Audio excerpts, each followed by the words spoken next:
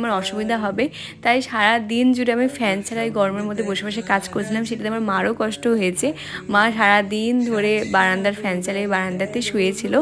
এবং আরেকটা যেটা সমস্যা হয়েছে, আমাদের রান্নাঘর ঠিকভাবে ধোয়া ছিল না, মানে আমিষ রান্না যেহেতু সবসময় হয়, তো আমি রান্নাঘরে কিচ্ছু খাচ্ছিলাম না। সকালে গ্যাস মুছে মা শুধু আমাকে কফি এবং পাউরুটি দিয়েছিল সেকে বাটার দিয়ে, সেই দুটো জিনিসই আমি খাই এবং সারাদিনে কিচ্ছু খাইনি, কারণ এই সিংহাসনটাতে তো বসে ঠাকুরের পুজো হবে, তো আমি রান্নাঘরে কিছু খাওয়ার রিস্কটা নিইনি।